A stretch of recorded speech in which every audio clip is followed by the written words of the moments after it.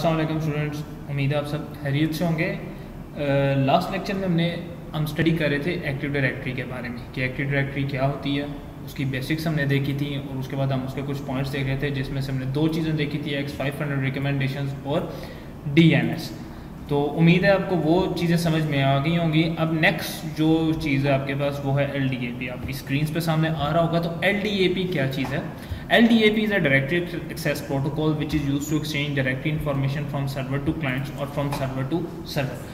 LDAP क्या है कि एक प्रोटोकॉल है, एक तरीक़ेकार है, ठीक है, जिसके थ्रू हम क्या करते हैं, डायरेक्टरी एक्टिव डायरेक्टरी से इंफॉर्मेशन को एक्सेस करते हैं। यानी एक्टिव डायरेक्टरी में हमने बताया था, सीखा था कि इंफॉर्मेशन क्या क्या होती है। यूज़र की पर्सनल इंफॉर्मेशन, यूज़र का यूज़र नेम, पासवर्ड, उसकी जो एक्सेस लेवल्स हैं वो एक्टिव डायरेक्टरी के अंदर आपके पास सेव होते हैं। तो LDAP क्या करता है, जो इन्फॉर्मेशन है सर्वर से क्लाइंट्स तक को इन्फॉर्मेशन को पहुंचाता है, या एक सर्वर से दूसरे सर्वर तक अगर डायरेक्टरी कोई इन्फॉर्मेशन शेयर करनी है तो वो LDAP के थ्रू की जाती है। LDAP के अंदर जो पोर्ट नंबर यूज़ होता है वो होता है 389 पोर्ट नंबर। जब हम प्रैक्टिकल्स करेंगे तो आपको सर्वर की इंस्टॉलेशन के अंदर आपको पोर्ट नंबर्स के बारे में पता चलेगा, तो आपको तब इस चीज़ का पता चल जाएगा कि LDAP का पोर्ट नंबर क्या है, 389। It was initially used as front end to X500 but can also be used with stand alone and other kind of directory servers। अब डायरेक्टरी सर्वर्स भी एक तरह के नहीं है। जो X500 है वो भी पहले क्या था, डायरेक्टरी सर्वर की जगह X500 यूज़ किया जाता था,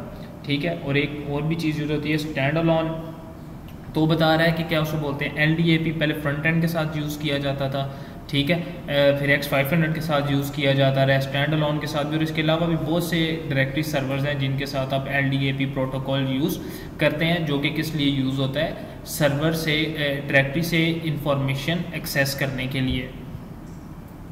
नेक्स्ट चीज़ आपके पास है स्कीमा। अब स्कीमा क्या चीज़ है? The schema act as the building block of Active Directory. It holds all of the information needed to create users, groups, computers and so on within Active Directory।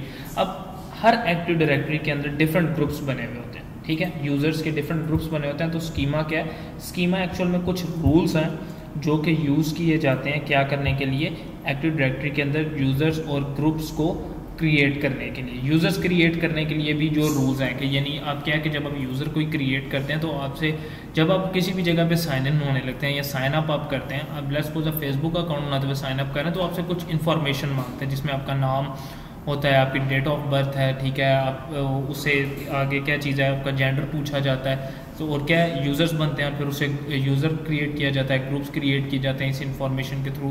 तो इस चीज़ को हम क्या कहते हैं, स्कीमा। वो जो फॉर्म आपके पास होता है, जो इन्फॉर्मेशन ली जाती है, उसको हम कहते हैं स्कीमा।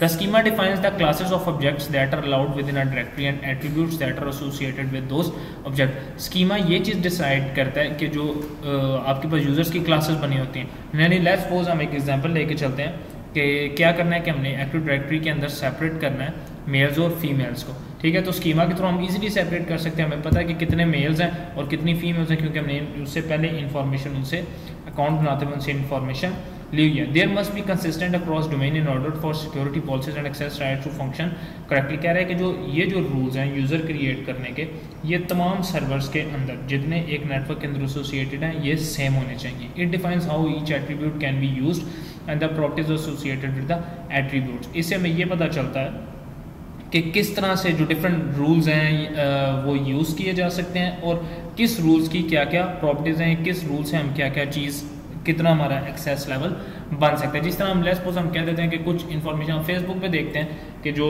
आप अगर आप as a mail sign in करते हैं तो आपके सामने जो पेजेस आ रहे होते हैं या आपके सामने जो एड्स आ रही होती हैं वो एड्स आ रही होती हैं जो मेल्स के लिए मोस्टली होती है। और अगर आप एज अ फीमेल यूज़ कर रहे हैं तो आपके सामने फीमेल से रिलेटेड एड्स आ रही होती हैं, लाइक जिस तरह आपके पास कॉस्मेटिक्स की आ जाएगी, फीमेल वेयर की आ जाएगी, इस तरह की चीज़ें आपके पास आ रही होती हैं। तो ये चीज़ें किस तरह से यूज़ होती हैं, स्कीमा के थ्रू।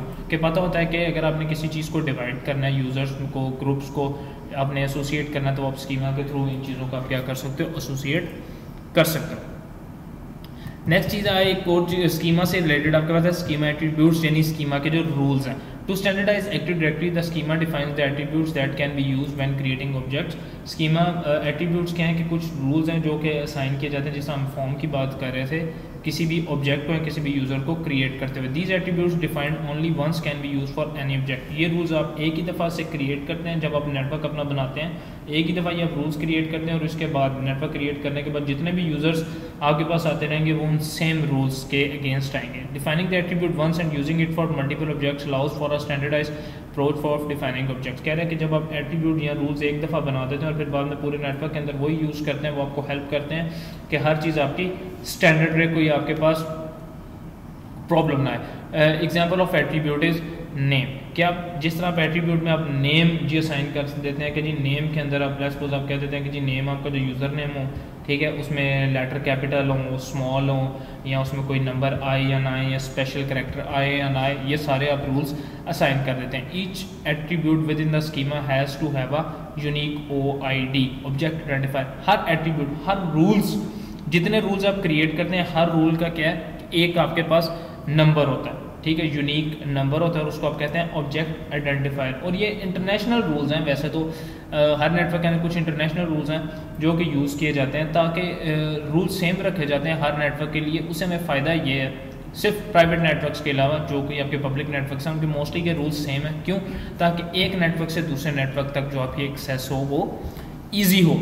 अब क्या है कि हर एक का आपके पास क्या है कि क्या होना चाहिए, हर रूल का क्या है, एक ऑब्जेक्ट आइडेंटिफायर होता है। This OID are registered and maintain by the internet assigned number authority.